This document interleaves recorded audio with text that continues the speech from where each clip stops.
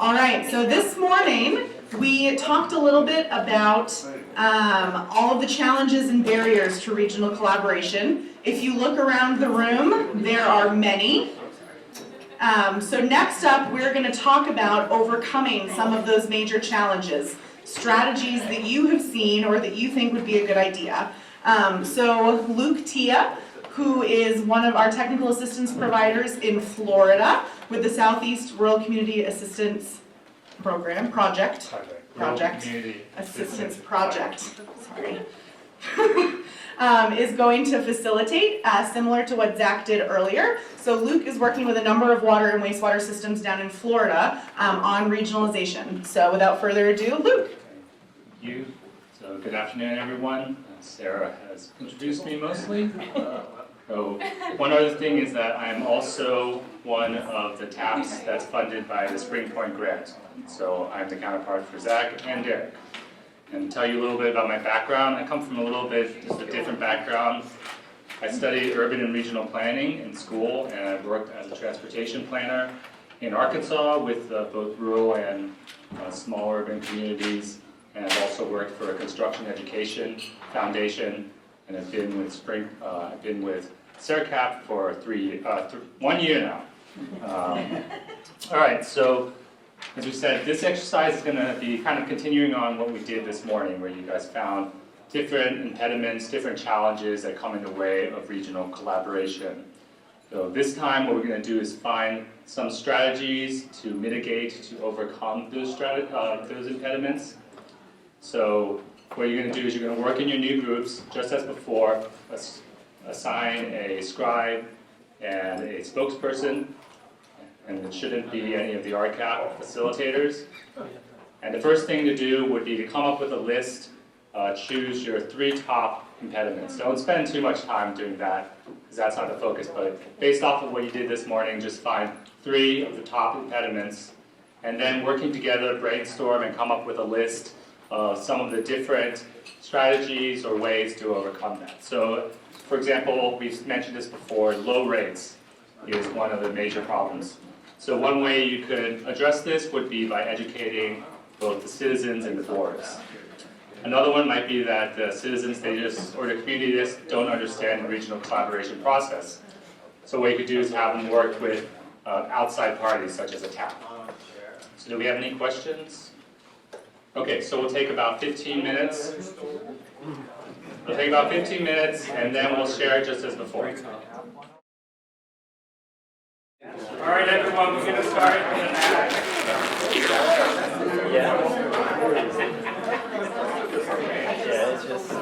So, because we want to finish this in about 15 minutes, what we're going to have everyone do is share your 3 top impediments, and then just pick 2 of those to explain. And I might guide you so that if you have something different, you guys can talk about that. All right, so we'll start in the back because we start in front. So group 9. It's over there. Okay, so spokesperson. Right, I guess going first, I don't have to worry about repeating anyone else's problems. But we focused on 3 of them. Personalities and the inherent distrust of those people down the road. You can fill in the blank in the name. Second one, the cost associated with it. And third one, sometimes the representation received. Yeah, could you talk about that one? That's a little... Representation? Yeah, that's... Okay. It looks like that's not common. Yeah, representation is one that I think some of us have always seen. We get into some of these meetings, we're trying to bring a couple of municipal entities together, different personalities. And particularly once you get into the hot button topic of how many representatives does your township appoint versus our township. And we've got to have that odd number, so somebody gets more than the other. And that's when things really go downhill. And we talked about one of the considerations is often you get attorneys that are a little bit overzealous. They're going to protect their municipality no matter what, and that's just one of the topics in that agreement. You get these attorneys butting heads because they have to absolutely protect their authority, and they're not thinking, globally here. So that's one of the situations that we looked at, and one of the keys maybe just trying to get the attorneys together at one time explain to them what we're trying to do. We can't focus on just one of them, we have to try and focus on what's good for all of them. Some of the other things we looked at that I mentioned, costs associated with the service and personalities and distrust. With those things, costs, be transparent, explain it to them, show them what we're doing. Personalities, sometimes you just have to take it slow, keep them focused on task one step at a time. Take it slow, sometimes you may just have to back off for a little while. Okay, great. And we'll come over to this group. So first of all, what were your top? The group's top three were lack of knowledge, need for education, money, and humans. Humans are the problem.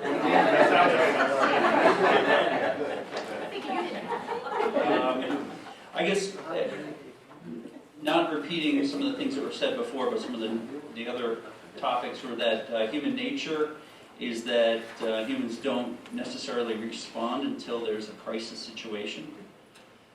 So one of the solutions we talked about was, if you have a safety net in place, then letting the crisis happen. Okay? Letting the crisis happen so then people will finally respond. We talked about the workforce supply and just changing demographics of communities that have younger folks who leave and go find other jobs elsewhere, maybe closer to the city, leaving behind folks that are not the next generation to carry it for many decades. I guess the complication of communicating to the public and getting them to engage on the topics, this is somewhat related to our first topic of education, I think, is getting people to care about stormwater or wastewater. Okay, thank you very much. And we'll move to table over here.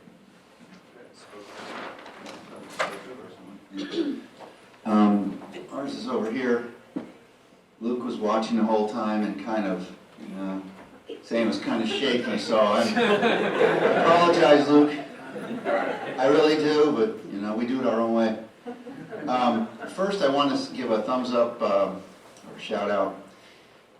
Since I was thinking about 1987 or 88, the SERCAP program has been working in Bedford County, Pennsylvania. So that's 32 or 3 or 4 years, whatever it is. Continues to this day, including this week. Got another request for assistance from a community in my county this week. So, thank you. Father. Luke is the taskmaster. What you don't realize, Luke, is I can be focused. Okay, so we have 3 impediments. I think maybe one of them probably isn't even on the original list. But first, we came up with the need to establish a clear goal.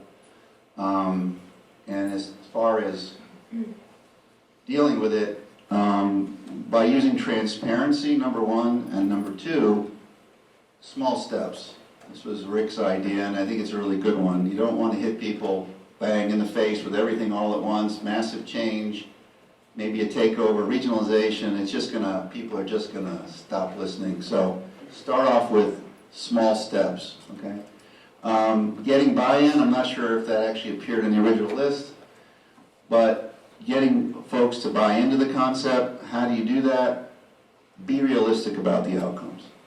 Don't promise a pie in the sky, make things realistic, make timelines realistic, but keep things reasonable and realistic as you go through the process. My personal favorite, this is the one I came up with, fear of loss of local control. And that's huge. I'm sure you've all seen it. How do you deal with it? That's a tough one. But have my handwriting, clear definition of the advantages of whatever you're proposing, very clear, and as well, and the outcomes that will occur if there are no changes. But in a clear, non-confrontational way, just very low-key, direct. Here's what you can gain by this, but here's what you could lose by this if you don't do anything. So those are our three. Okay, thank you. Yes. Group 7. Okay. And then,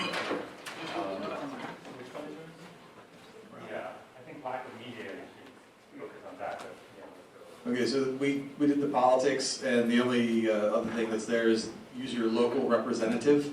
Their office can be very powerful in helping bring people to the table, can also motivate by helping you find grant sources. Lack of mediator, we looked at how do you find a good neutral party so that you can have trust amongst all the different parties who are going to fight. So from my own experience as the engineer, I was kind of I was the mediator, but I also was the engineer for one of the communities. So while they would trust me, only so far, because I was still the engineer. So where else can you get it? Obviously SERCAP, but also your local community contacts. You need to find a solicitor or someone who has a respectable profession, who's able to connect with people, who's used to connecting with people over difficult situations, and has immense patience. And so if you can use them and you can get everyone to buy in to that's our mediator, and everyone has faith, that mediator can help you set up the guidelines for all of the difficult parts of the discussion, like representation, which was covered earlier. So other folks that can help, county, especially the county planning departments, we had great success with, and the DEP. So when we were having issues in our warring parties were getting squirrely, we asked DEP if we could have our meetings at their office, and they let us use their conference room, and that helped make it neutral ground, but also was a subtle reminder of the potential bad things that could happen if we failed to meet the timeline. So we also looked at physical barriers as our third one, and that was more about just find other shared services. just about how far away they were. Yeah, if you couldn't physically connect, what else could you do? You could then do operational assistance or other technicals. Okay, there's distance. All right. Four. Most of ours, most of it has been said already. We boiled it down to the three areas: political, meaning the representation that everyone has represented, whether it's on the actual authority committees or the people that actually come in to help. Second one is finances. We attacked that one through education. Everybody needs to understand the transparency of what they're actually paying for and the future cost of what they're going to get for it. And you're educating not only your consumers, but your representatives who is representing you. They need to be educated on the issues of how to do things, the best practices of doing them, and it keeps them from going rogue and doing what they think should be done. And obviously, we have transparency on the finances. Everybody should know where the money's going. I mean, when you pay those fees to an authority, you should have an expectation of what you're paying for. Last one is regulations and liability.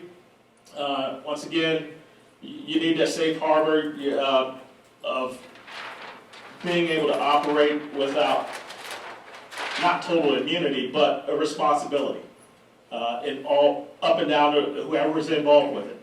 And the same thing goes for like a grace period. Like I mentioned before, you got to take small steps, and there has to be understanding no matter who you're dealing with, no matter who you're representing. There has to be understanding before you move forward. And dealing with consent decrees and amendments and different agreements. If there's a legal process that's involved,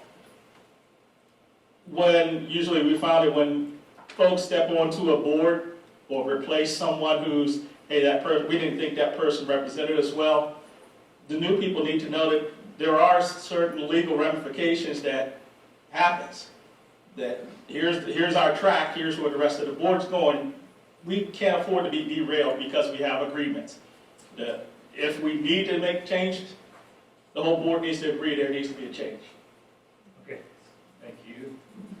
So we don't have as much time. How about each group just kind of focus on one or two things So one or two things that you found the most interesting. Okay, yeah, I won't repeat, but on the securing financing, since we had a financing person here, starting as early as possible. So when the board's thinking we may have to do something, going and talking to the financing folks, we thought was a great idea.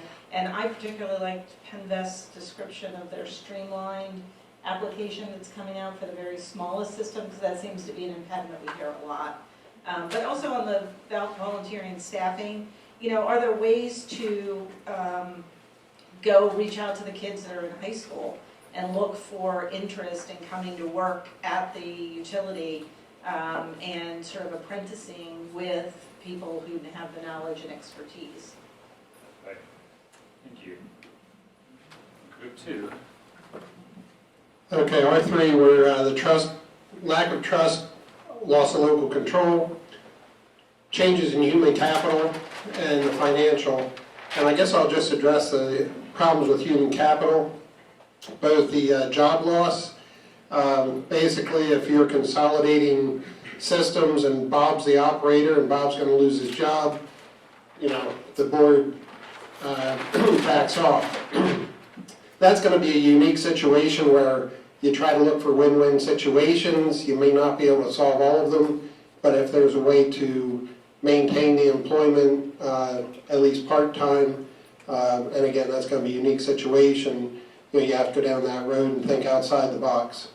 The other one is filling positions, finding qualified applicants, and whether you're losing operators or laborers through attrition or retirement. And we had talked about youth engagement. There are actually some school districts that operate their own water systems or wastewater systems, and if you can find a teacher that's willing to sponsor internships or figure out a way to provide credits for hours spent on that system for students, they can come out of high school, possibly with an operator's license. And I do know that one of the county associations of township officials is actually working with their Career and Technology Center to develop curriculum where they combine different portions of the curriculum they already provide. So when they come out of, when they graduate from the CTC, they're actually qualified to be a municipal employee. And the townships were having so much trouble finding qualified help that they decided to seek out help from the CTC, and so far it seems to be working. Great. Thank you. And finally, Group 1.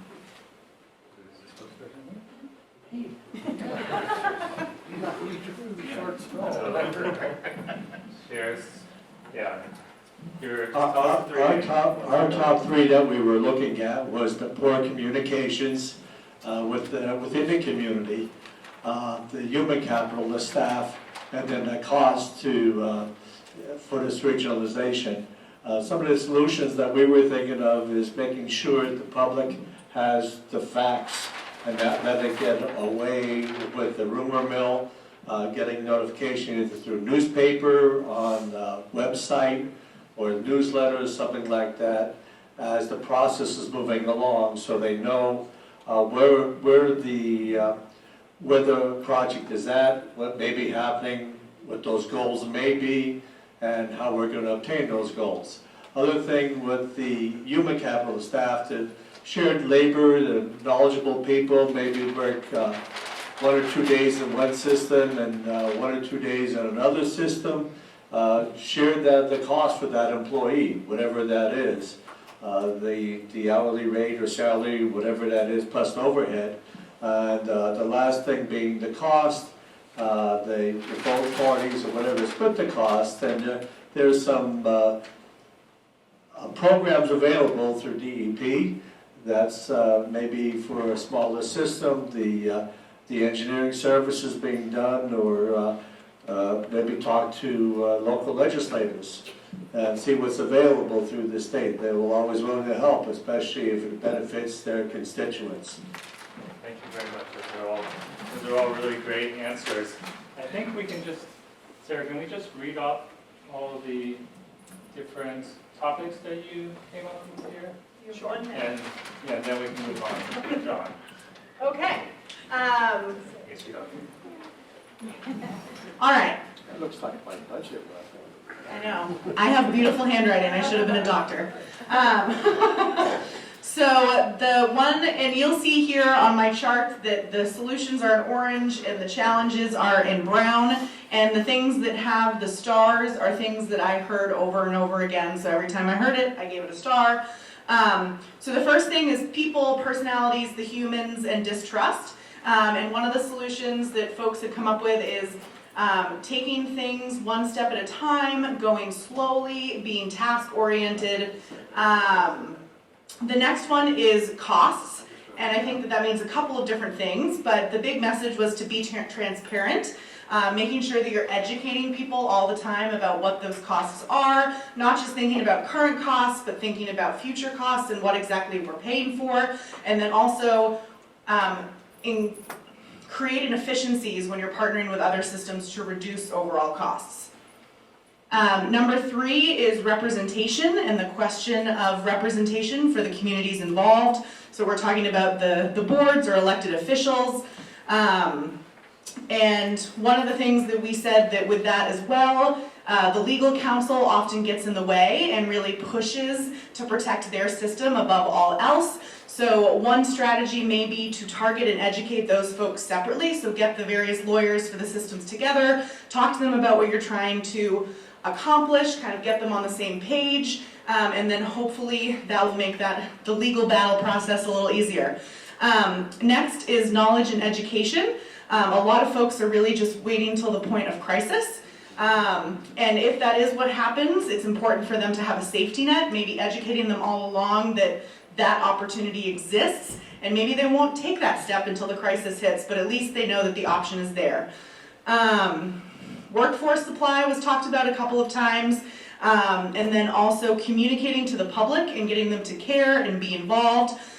Folks had talked about ongoing communication throughout the course of the project, maybe a newsletter. The public may not want to know, they may not come to the meetings, but making sure that you're putting it out there at all times so that they do have the opportunity to be involved and be educated. Having a clear goal, again, the concept of transparency came up as well as taking small steps along the way. Getting buy-in, being realistic about the outcomes that you're trying to accomplish, and not thinking that you can get everything done in a day. Local control came up, so really thinking through and explaining to those that are in control about the benefits of a potential regional solution, and then also walking them through the outcomes if we just do status quo. What will things look like tomorrow, 5 years, 10 years, when new regulations come down the pike, if you decide not to potentially participate in this regional solution?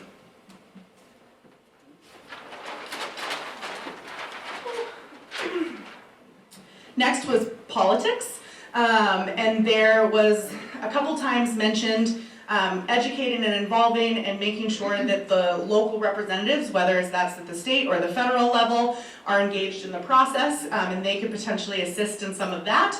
9, lack of a mediator or neutral third party. SERCAP is certainly an option, but we can't be everywhere. Various community contacts that could potentially be part of that role. And then also sometimes engineers play this, but if they're an engineer that represents one of the systems, there is a presumed bias. So that can only be taken so far. Having that third party to kind of set guidelines, especially when it comes to the difficult conversations involving the county and the county planning agency could potentially be helpful. And then also the DEP, which sometimes can create more drama. I experienced, at least in California, but because some people are really uncomfortable with that, so you have to kind of gauge your audience. But I think the concept of neutral ground is really important. Not necessarily meeting at one system or the other, maybe rotating or meeting somewhere else where it's not on one person's turf. 10, physical barriers. So if you can't physically interconnect because of geography or it being cost prohibitive, looking at all of the other options in the spectrum aside from the physical connection is a great exercise. 11, liability, especially regulatory. So the concept of having safe harbor or a grace period for the system that is taking in the one that is liable so that they're not charged with fines. Also, getting people to fully understand the legal ramifications of your board membership and what happens if your system fails is really important. Securing funding, making sure that potential funders are engaged from the get-go so that they're part of the conversation and can help you potentially think through the financial solutions to some of the challenges. Also, having folks know what is out there and all the various funding sources, being able to put together PenVest funding and CDBG and USDA, getting creative. And then also the last piece was volunteers and staffing, human capital. So there was the conversation about local youth outreach, letting them know about the industry, but then also being more targeted about it, potentially creating internships or apprenticeship opportunities with credit and the potential of being able to graduate with your certification. And a good potential practice space would be those school systems that are their own water systems. Creating a win-win for people as far as human capital. Sometimes there's a fear of job loss when systems fully consolidate or management fully consolidates, and trying to not eliminate jobs if you don't have to, which sometimes requires thinking outside of the box. And then the other piece with some of these staff is sharing the labor cost, whether that's sharing operators or sharing billing staff, but that is definitely something that can help to overcome some of those challenges. Well, thank you. Yeah, I think we had some really great responses there. And now is John going to speak? All right, thank you. Luke.